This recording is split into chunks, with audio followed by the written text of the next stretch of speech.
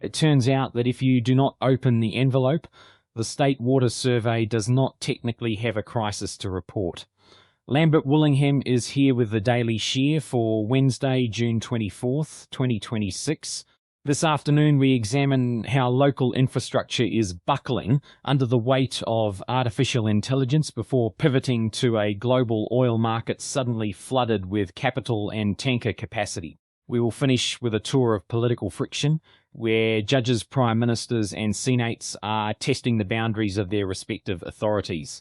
We begin in central Texas, where the physical demands of the digital economy are meeting the hard limits of regional hydrology. This is an update to our June 22nd report on the data center labour shortage and pushback from unionised construction workers. In Hayes County, commissioners have unanimously passed a resolution pausing approvals of data centre developments. The newly enacted measures establish a 180-day moratorium on the review of high water usage development applications throughout the county. This temporary freeze allows county officials and legal staff to evaluate the long-term environmental impacts and legal risks of facilities that consume large quantities of water.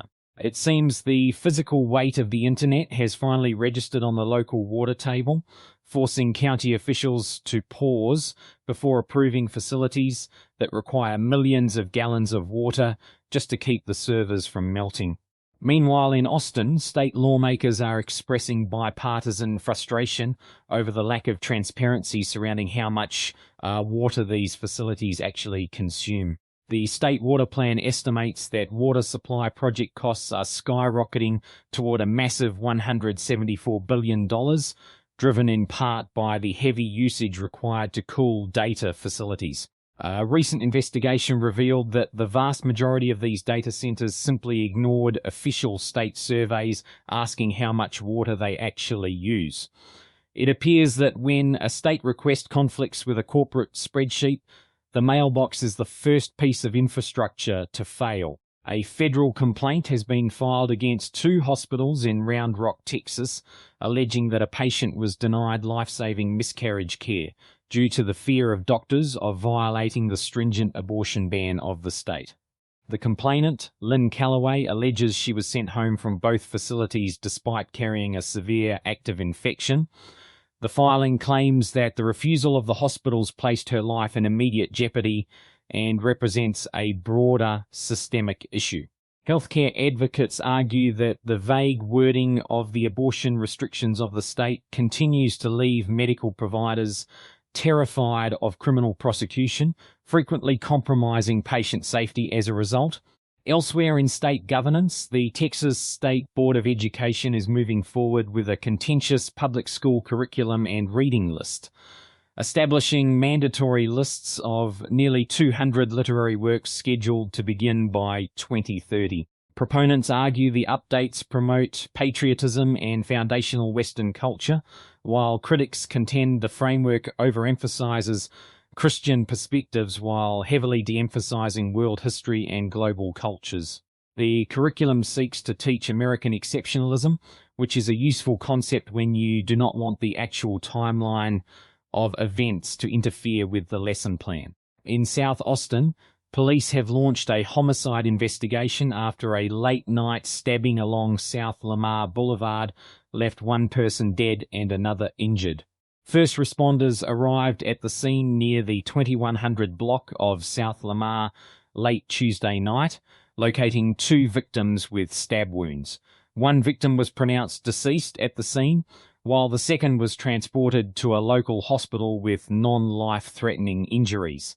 Detectives are actively investigating the circumstances surrounding the altercation and have asked members of the public with any information to step forward. To round out regional developments, Delta Airlines has announced it will cancel its non-stop flights from the Bergstrom Airport to Memphis and New Orleans starting October 5th. A spokesperson for the carrier stated that the route cuts are intended to better align with market demand. The decision highlights how commercial airlines continue to reshuffle regional schedules and optimize flight networks, leaving travelers to discover that a non-stop flight is best understood as a temporary courtesy. The financial markets are attempting to price in both the future of intelligence and the very old realities of fossil fuel distribution. This follows up on the report from yesterday regarding the global tech stock rout. South Korea's memory chip giant SK Hynix has announced plans for a massive $29.4 billion listing in the United States. The depository receipt listing on the Nasdaq is targeted for July 10th and represents the largest United States offering by a Korean firm to date. Backed by lead underwriters including Bank of America and JP Morgan, the move aims to secure direct access to a broader United States investor base amidst soaring demand for high-bandwidth memory chips. SK Hynix is hoping the listing will narrow the valuation of SK Hynix relative to Micron, representing a bold attempt to escape a domestic market downturn by moving the corporate furniture to America. We are also updating the report from yesterday on the United States lifting Iranian oil sanctions for 60 days. With the Strait of Hormuz open once more, tanker rates have nearly doubled in a single week as Middle Eastern producers aggressively market crude that spent months stranded in the Persian Gulf during the conflict. The cost of hiring a very large crude carrier has jumped from $106,000 per day to over $190,000, with some shipping operators securing daily earnings of nearly $470,000. It is a remarkable windfall for vessel owners, showing once again that peace is highly profitable, provided you control the boats. Advancing our coverage from yesterday on the Senate housing package, the United States House of Representatives has given final approval to the bipartisan housing bill in an overwhelming 358 to 32 vote. The legislative package, consisting of more than 50 provisions aimed at curbing institutional home buying and boosting supply, now heads to the desk of President Trump. While the lopsided vote cements a rare bipartisan feat ahead of the fall midterms, real estate and financial analysts warn that the reforms will take considerable time to affect housing affordability, meaning the legislation is currently serving primarily as a press release. In a historic shift for the Dow Jones Industrial Average, Google parent Alphabet is set to join the index, officially replacing telecom giant Verizon. Market strategists note that as Alphabet rapidly builds out and borrows to finance massive artificial intelligence data centers, the capital footprint of Alphabet mirrors that of a traditional industrial powerhouse. The realignment further cements tech dominance on Wall Street while pushing the 130-year-old index even further from its namesake origins, though it does offer a helpful reminder that modern manufacturing consists mostly of server racks and cooling fans. This shift in corporate profiles arrives as software giant Oracle announced it is cutting roughly 21,000 jobs in a major pivot toward artificial intelligence. The downsizing reflects a broader trend among major tech companies, which have collectively seen a 66% increase in job cut announcements compared to last year. Despite spending hundreds of billions of dollars globally on artificial intelligence, infrastructure and data center construction, tech companies are increasingly automating entry-level and white-collar roles out of existence, proving that artificial intelligence is indeed highly efficient at removing the human element from the payroll. We have an update as well to the report from yesterday on falling gasoline pump prices. President Trump has ordered the Department of Justice to launch an immediate investigation into major oil companies for price gouging. The move comes as global oil prices drop significantly following a tentative ceasefire, yet retail prices at pumps remain stubbornly high. President Trump accused energy corporations of artificial price manipulation, warning that the federal government will utilize its full regulatory and legal powers, which is a traditional way of explaining why your local gas station has not received the memo about the peace talks. The broader political stage is currently dominated by individuals discovering that their mandates are somewhat more fragile than previously assumed. In New York, 3 progressive congressional candidates backed by Mayor Zohran Mamdani swept their Democratic primary contests on Tuesday, comfortably ousting veteran party establishment incumbents. Former City Comptroller Brad Lander dominated his race to defeat two-term Representative Dan Goldman, signalling a major leftward shift on Israel-Gaza policy and establishing Mamdani as the preeminent kingmaker of New York politics. The progressive slate focused heavily on anti-war platforms and economic reform, tapping into mounting voter frustration with the mainstream leadership of the party. Political analysts state that this clean sweep exposes a deepening ideological divide within the Democratic Party that is likely to reverberate well into the upcoming midterm elections. This follows our June 22nd report on the United States and Iran peace talks in Switzerland. A public dispute has erupted over the terms of the tentative agreement.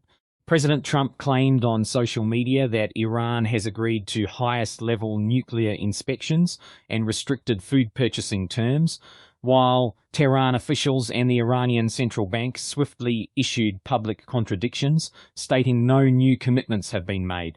The Iranian Foreign Ministry firmly rejected any obligation to spend their soon-to-be-released $12 billion on American agricultural goods, highlighting how a diplomatic breakthrough can occasionally look like two people reading entirely different books. Our next update follows Monday's coverage of the resignation of United Kingdom Prime Minister Keir Starmer.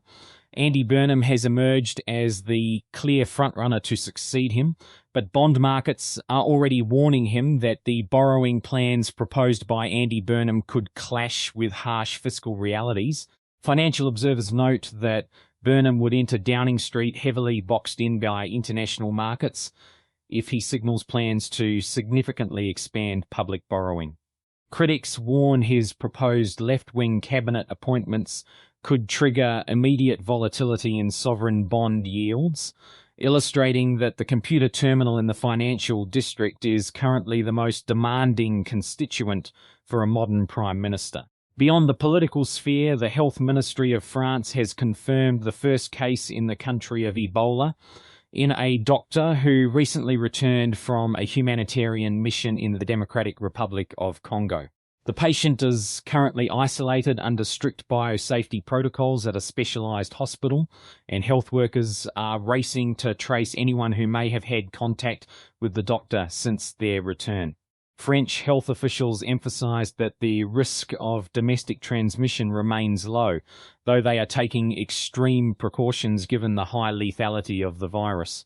In federal law enforcement, a federal judge in California has barred immigration and customs enforcement agents from making arrests inside or near immigration courthouses nationwide. The ruling represents a significant blow to the expanded enforcement directives of the Trump administration, with the judge holding that courthouses must remain safe spaces for litigants, witnesses, and family members.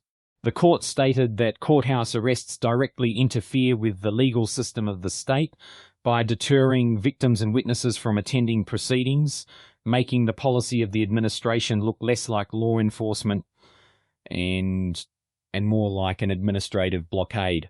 We finish with a significant congressional challenge to executive authority as the United States Senate voted 50 to 48 to pass an Iran war powers resolution. The measure instructs President Trump to halt military operations against Iran unless specifically authorized by Congress, following months of military escalation. 4 Republicans broke ranks to vote with Democrats, highlighting deep domestic fatigue and congressional frustration over the ongoing conflict as public approval numbers tie the lowest of the term of President Trump. Though largely symbolic, the resolution adds immense political pressure on the White House to find a diplomatic resolution. Looking across the developments of the day, a clear pattern emerges. We see a persistent friction between the grand narratives of administrative and corporate ambition and the physical, material realities that refuse to cooperate with them. Hayes County can write resolutions, but the water table is finite. The United States can negotiate a peace deal, but sovereign banks will spend their money as they see fit. A company can announce an artificial intelligence revolution, but they must first lay off 21,000 people and hope the servers do not overheat. In every case, The actors at the top are finding that writing the policy is the easy part. It is the physical plumbing of the world that remains stubbornly difficult to manage. If you are currently drafting an official survey for a major tech conglomerate, you may want to save the postage. Lambert Willingham is signing off. I am currently drafting a letter to Delta Airlines to explain that my travel plans to Memphis are a matter of market demand, even if the seating chart disagrees. Until tomorrow,